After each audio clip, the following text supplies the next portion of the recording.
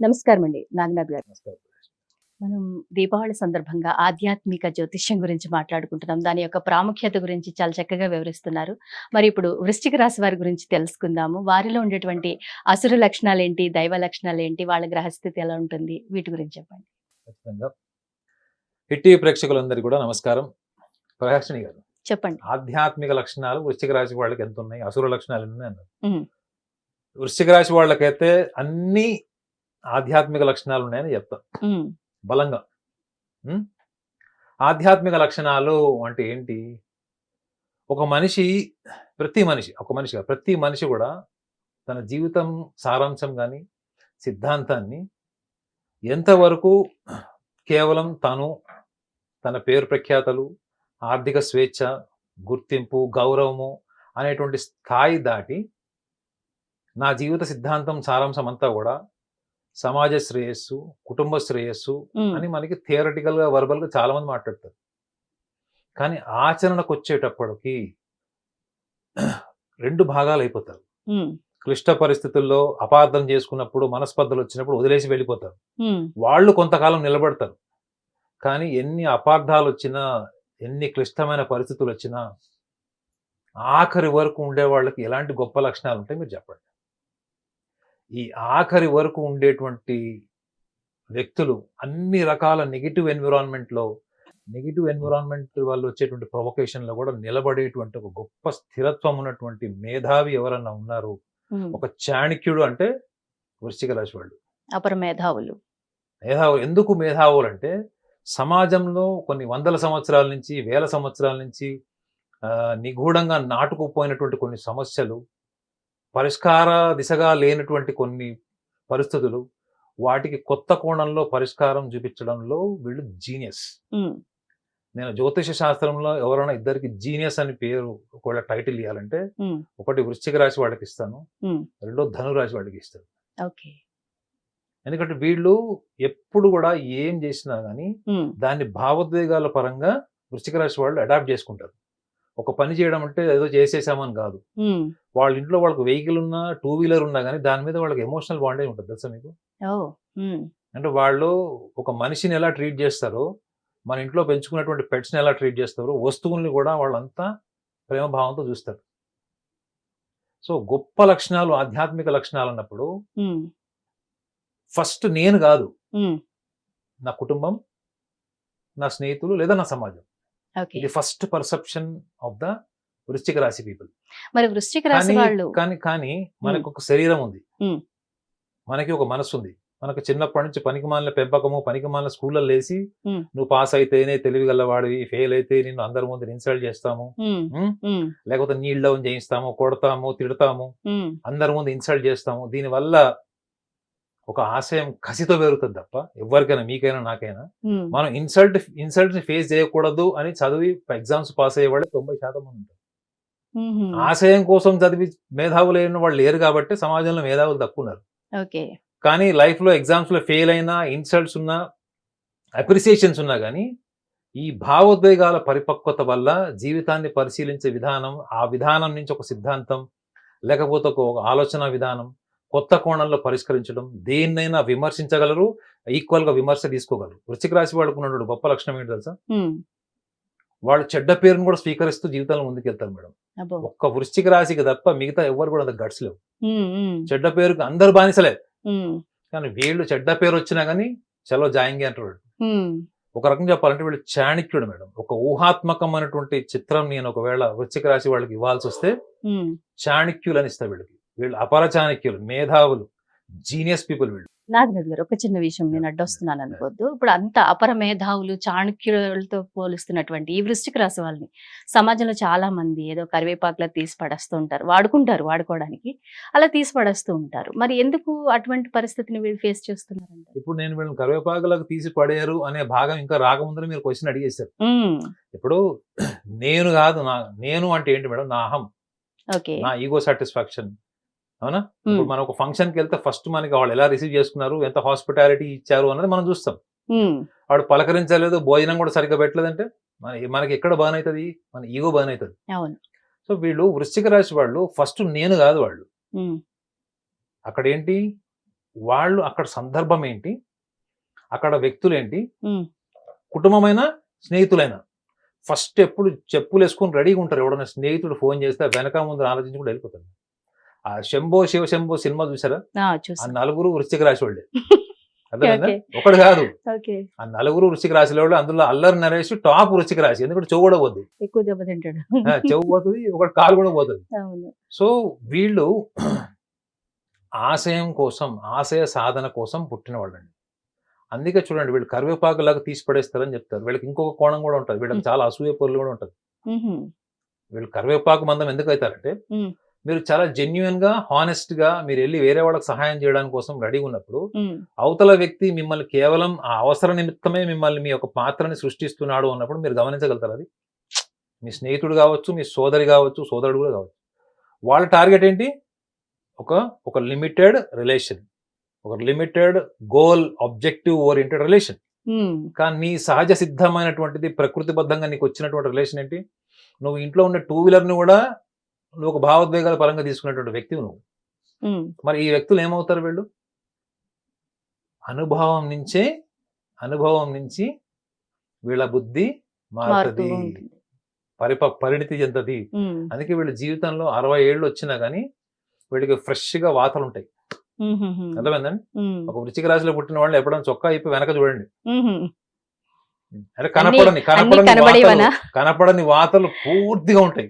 Okay. కారణం ఏంటి అంటే, వీళ్ళ అహంకారం కాదు, ఉమ్, తొందరపాటుతనం కాదు, ఉమ్. ఏంటి? ప్రేమ భావం. అతి మంచితనం. అవును మేడం, ప్రేమ భావం. అంతే. ఓకే. నేను అందుకే అతి మంచితనం అన్నాను. అతి మంచితనం అంటే మళ్ళీ సైకలాజికల్ గేమ్ అది. ఉమ్, అతి మంచితనము it is psychologically adapted behaviour, um, psychologically adapted execution of your personality um, కాదు. ఉమ్, వీళ్ళకి ప్రేమ భావం ఉండడం వల్ల, మీరు చూడండి వృశ్చిక రాశి వాళ్ళకి కోపం వస్తే కూడా లాగి కొడతారు, వాళ్ళు ఉహుం, తిడతారు, బండబుదులు తిడతారు. కానీ అది అక్కడితో అయిపోతుంది, అది కక్ష రూపంలో మారదు. మళ్ళీ ఓకే. కక్ష రూపంలో మార్చుకోరు. ఎందుకు? సాధ్యమైనంత వరకు వీళ్ళు ఎదుటి వ్యక్తుల్లో రిపీటెడ్, వీళ్ళు చూసేది మెయిన్ ఒక గుణం చూస్తారు సమాజంలో, రిపీటెడ్ కన్నింగ్నెస్, కపట బుద్ధి. నెంబర్ ఆఫ్ టైమ్స్ వీళ్ళు ఎదుటి వ్యక్తిలో చూసినప్పుడే వీళ్ళు అలర్ట్ ఉంటారు. ఓ. అర్థమైందండి? ఉమ్, అబద్ధాలు చెప్తున్నావు నువ్వు, మోసం చేస్తున్నావు అన్న వాళ్ళకి వీళ్ళు దూరం ఉంటారు, అలర్ట్ ఉంటారు తప్ప, ఉమ్, ఎవడైతే వీళ్ళని తిడతాడో, కోపాన్ని వ్యక్తపరిచేటప్పుడు వీళ్ళని కొంచెం చులకన చేసి మాట్లాడినా వీళ్ళు క్షమిస్తారు. ఉమ్, కానీ చీటింగ్ నేచర్ ఉన్న వాళ్ళు, ఈ బ్యాక్ స్టాబింగ్ నేచర్ ఉంటారు చూడండి, ఉమ్, ఉమ్. వాళ్ళు నచ్చరు. వాళ్ళు నచ్చరు వీళ్ళకి. అయినా వాళ్ళతో స్నేహపూర్వకంగా ఉంటారు.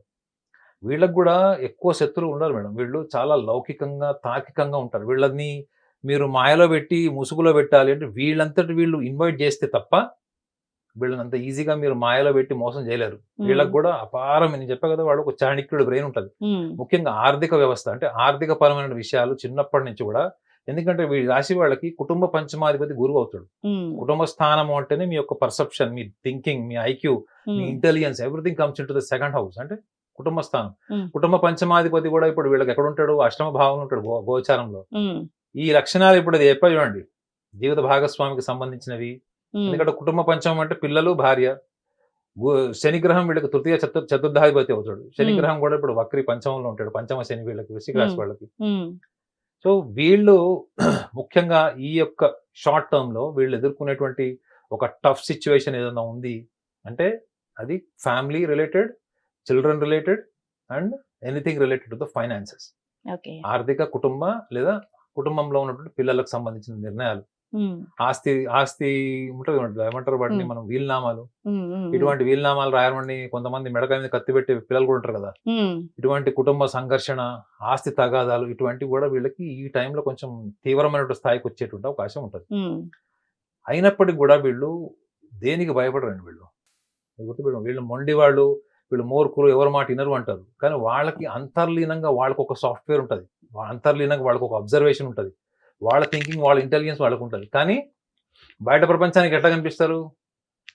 పనికిమాలిన వాడు, వీడికి అసలు తెలియలేదు, వీడు చెప్తే ఎవడ మాట విని అనుకుంటారు. కానీ వాళ్ళు తీసుకునే నిర్ణయాల్లో మీకు తొందరపాటు కనపడదు. ఒక వృశ్చిక రాశిలో పుట్టిన అమ్మాయిని మీరు ప్రేమకి ప్రపోజ్ చేసి యాక్సెప్ట్ చేయించండి చూద్దాం, జుట్టు అంతా ఊడిపోవాలి తప్ప ఆమె ఎస్ చెప్ప తొందరగా. అవునా? మగవాళ్ళు కూడా అంతే. వాళ్ళు చాలా లక్షణాలు చెక్ చేసుకొని సీరియస్ గా లవ్ చేసి ఎవరైనా పెళ్లి చేసుకోవాలనుకున్నప్పుడు వీళ్ళు చాలా క్వాలిటీస్ చూస్తారు. ఏదో అమ్మాయి నచ్చింది, అందంగా ఉంది, ఐశ్వర్యరాయ్ అని చెప్పి ఎస్ చెప్పారు మగపిల్లలు. అంటే వీళ్ళకి బయట ప్రపంచానికి కనిపించేటువంటి అమాయకత్వము, చిన్నపిల్లల మనస్తత్వం వెనక ఇంత మానసిక పరిపక్వత ఉంటది. హ్మ్. ఇన్ని గొప్ప లక్షణాలు ఉన్న వాళ్ళు వీళ్ళు ఎక్కడ దెబ్బతింటున్నారు వీళ్ళు మరి గోచారంలో? హ్మ్. గ్రహస్థితి చెప్పా కదా! అవును. ఎక్కడ దెబ్బతింటారు అంటే వీళ్ళ నిర్ణయాల్లో చైల్డిష్ నేచర్ ఎక్కువ ఉంటది కాబట్టి ఎదుటివారి కోణాన్ని దృష్టిలో పెట్టుకోకుండా తీసుకునే నిర్ణయాలు మీకు ఎక్కువ కనిపిస్తాయి. ఓకే. చూడండి ఫ్యామిలీ, సొసైటీ ఇన్ని ఆలోచించే వీళ్ళు హ్మ్. నిర్ణయం తీసుకునేటప్పుడు కఠినమైన నిర్ణయాలు తీసేసుకుంటారు. హుహు. కఠినమైన నిర్ణయాలు తీసేసుకుంటారు. ఈ నిర్ణయాలు తీసుకునేటప్పుడు ఎదుటి వాళ్ళ భావోద్వేగాలు ఏంటి అనేది అప్పటి వరకు మాట్లాడిన వాళ్ళు ఆ నిర్ణయం తీసుకునేటప్పుడు అవన్నీ ఎడిటింగ్ వెళ్ళిపోతాయి. ఓకే. ఇది వీళ్ళకు ఉన్నటువంటి ఏంటి అసుర అసుర లక్షణం. లక్షణం. సో దీనివల్ల ఏంటి సార్ నష్టం అనొచ్చు. హ్మ్. దీనివల్ల నష్టం ఏంటి? నువ్వు తీసుకున్న నిర్ణయం మీద మీరు చూడండి వృశ్చిక రాశి వాళ్ళని గమనించాలంటే నిర్ణయాలు తీసుకుంటారు, ముందుకెళ్ళిపోతారు. తర్వాత వాటి గురించి నెమరేసుకుంటుంటారు. ఆవుకొక నక్షం ఉంటది తెలుసు కదా! తిన్నాక నెమరు వేస్తారు. నెమరేసుకుంటారు. వీళ్ళెప్పుడు గతాన్ని నెమరేసుకుంటూ ఉంటారు. ఈ గతాన్ని నెమరేసుకోవడమే అహంకారం. హుహుహు. అర్థమైందండి? ఈగోసెంట్రిక్ ప్రాబ్లమ్స్ అన్ని క్రియేట్ చేస్తాయి. హ్మ్. మీరు ఆధ్యాత్మిక మార్గంలో వెళ్ళాలనుకుంటున్నప్పుడు మీరు చాలా విషయాలు వదిలేసేయాలి. హ్మ్.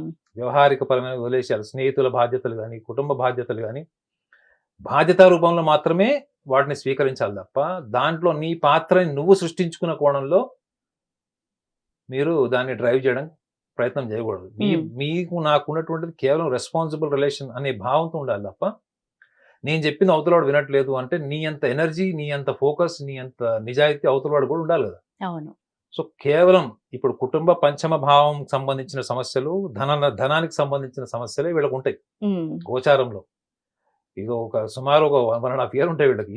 వీటిలో నలిగిపోతారు వీళ్ళు. హ్మ్. హ్మ్. అయినప్పటికి గూడా ఈ ధార్మిక పరమైనటువంటి విషయాల్లో వీళ్ళు గమనించాల్సింది ఏంటంటే, చాలా విషయాల్లో వీళ్ళు లెట్ గో పాలిసీ అంటే వదిలేసారు. ఓకే. వ్యవహారాన్ని చాలా నడిపారు, మానిప్యులేట్ చేశారు, మేనేజ్ చేశారు. ఇవన్నీ వీళ్ళ జీవితంలో భాగాలే. హ్మ్. కానీ మీరు ఎన్ని విషయాల్ని వదిలేశారు. హ్మ్. నిజంగా చెప్పాలా వృశ్చిక రాశి వాళ్ళు ఇవన్నీ వదిలేయడానికి 80 సంవత్సరాలు పడుతుంది తెలుసా? అబ్బబ్బా! వాళ్ళు తొందరగా వదిలేయలేరు, దేన్ని మర్చిపోలేరు. హ్మ్. కనీసం నరక చతుర్దశి రోజు నరకాసురుడు కాలిపోతున్నప్పుడు మీరు ఆలోచించుకోండి. మీ స్నేహితులు, ముఖ్యంగా మీ కుటుంబ సభ్యులు ఈ వృశ్చిక రాశి వాళ్ళకి కుటుంబ సభ్యులే శత్రువులు.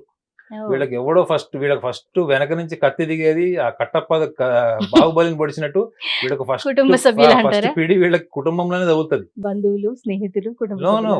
There own family siblings. Oh! రక్త సంబంధికులే దింపుతారు బుల్లెట్. అబ్బా! సో, కాబట్టి వీళ్ళు గమనించాల్సింది ఏందంటే వీళ్ళకున్న తెలివితేటలు, మేధస్సు వేరే వాళ్ళ జీవితాలకు అన్వయించినప్పుడు హ్మ్. ఈ యొక్క ఎడిటింగ్ ఏరియాకి వాళ్ళు రావాలి. మనకు అనవసరమైన విషయాలు తలదూర్చొద్దు. నీ తెలివితేటలు, మేధస్సు, నీ పట్టుదల నీకున్నంత మాత్రాన అవతల వాడు కూడా అదే ఉండదు. హ్మ్. అవతల వాళ్ళకి కూడా అంత ఓపెన్‌గా ట్రాన్స్‌పరెన్సీ ఉండదు. హ్మ్. సో, ఈ చిన్న లౌకికపరమైన విషయాన్ని వీళ్ళు గమనించలేకపోవడం కారణం ఏంటంటే దేన్నైనా నేను హ్యాండిల్ చేయగలను హ్యాండిల్ చేయగలను అనేటువంటి అనే ఆప్టిమిజం, కాన్ఫిడెన్స్. ఓవర్ ఆప్టిమిజం అది. హ్మ్. ఈ ఒక్క లక్షణాన్ని వీళ్ళు నరక చతుర్దశి రోజు కాల్చేయమనండి. హ్మ్. హ్మ్. ప్రతిరోజు దీపావళి. అంతే ఎందుకంటే అంటారు. చాణక్యులు గదా! యెస్. కాబట్టి ఈ దీపావళి వీళ్ళ జీవితంలో అద్భుతమైన మార్పు రావాలని కోరుకోవడము హ్మ్. నా వంతు. మార్పు తెచ్చుకోవాలనుకున్నది వా తెచ్చుకోవాల్సింది ఎవరు? వాళ్ళ బాధ్యత. థాంక్ యూ వెరీ మచ్ అండి నాగనాథ్ గారు. చాలా చక్కగా చెప్పారు.